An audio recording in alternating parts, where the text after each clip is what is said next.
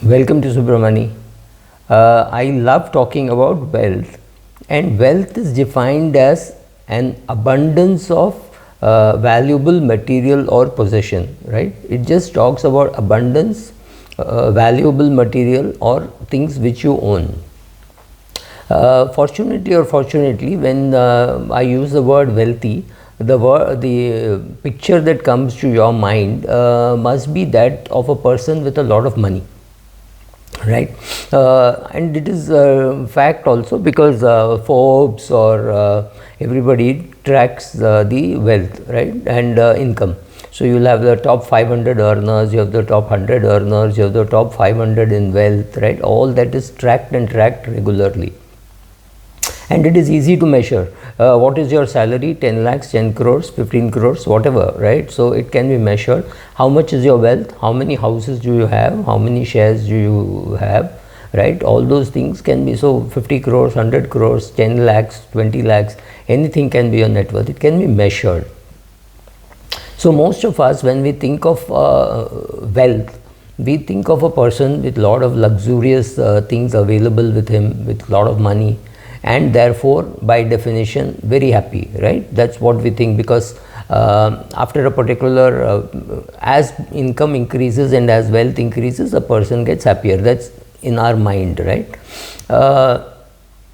Of course, at some stage your happiness keeps going up like this, and at some stage it plateaus. So in the US, I think it's about $100,000 at which happiness peaks, and after that increase in income does not increase to more happiness. So it goes up like this and then stays flat, right? After that, there is no great satisfaction of the extra rupee that is coming. In fact, you may substitute leisure for, instead of earning that money, saying I have enough, right? At some stage that could happen. Similarly, in the Indian context, I think 15-20 lakhs of income should be peaking for most middle class people, saying beyond this, money is not going to give some great sense of satisfaction. So money is just one indicator of wealth. There are very many indicators of wealth, right? So not everybody is going to be judged by the same thing. I'm sure there are people much richer than Narendra Modi who may consider Narendra Modi far more successful. So the second way you are wealthy is by the amount of success that you have in your profession or in your business or wherever. Right, take somebody like Mr. Deepak Parekh. Surely there are people far richer than him, younger and far richer than him, in the sense they far more cash. But whenever there is a problem, the government turns to him, whether it was UTI or whether any of those gas pricing or anything, people turn to him and say, can you solve this for me? So that is reputational richness or reputational wealth, right? So somebody has fantastic reputational wealth, and that's also wealthy, because the person who has a lot of money is willing to pay money to get that reputational wealth, but it's not easy to get reputational wealth. Third is health of the wealth of being healthy, right?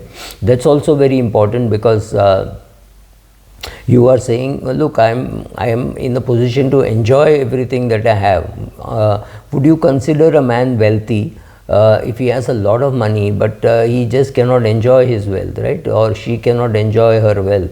So not healthy, bedridden, cannot walk, cannot enjoy any of those benefits that they have, can't see properly, so can't hear properly, so unable to enjoy the small thrills of even watching television or things like that, can't walk, can't go out, very scared to go out, so does not have the guts to go out alone because of health reasons or whatever. That's not what you would consider wealthy, right? So you have to have health also. So you can be healthy rich or healthy wealthy rather than only be cash wealthy. What about those people who have fantastic relationships? Wherever they go, they are popular, they are wanted, everybody wants a selfie with them, everybody wants to be visible with them, right? That's another form of wealth. So being popular could be another form of wealth. Not all film stars are as rich as some of the businessmen, but they are far more popular. People want to be seen with them, people want to take an autograph of theirs, people want to take selfies, they want to form a relationship, all those things. So there can be popularity wealth.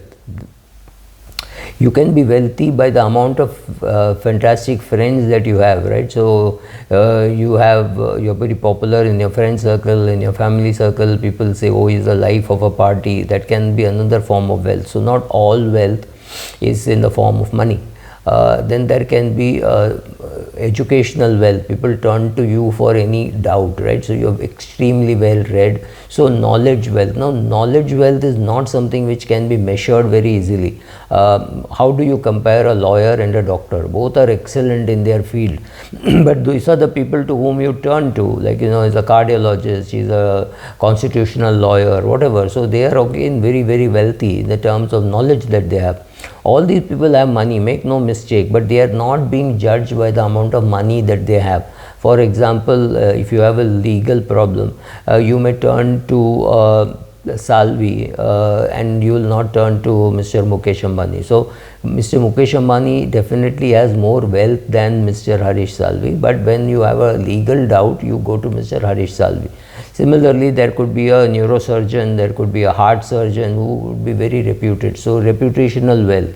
So knowledge wealth, reputational wealth, social popularity wealth, all these things are also forms of wealth, because you have an abundance of something which you can share, right?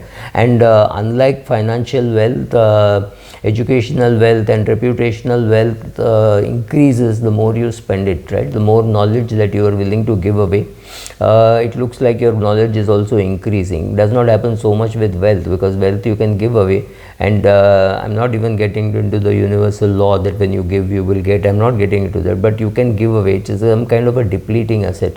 Knowledge is not a depleting asset, right? So you have so there are various types of wealth that you have to remember. It is not just money.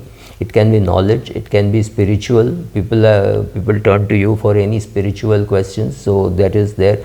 You could be a doctor, you could be a judge, you could be a lawyer, any of those things. So again, there is reputation.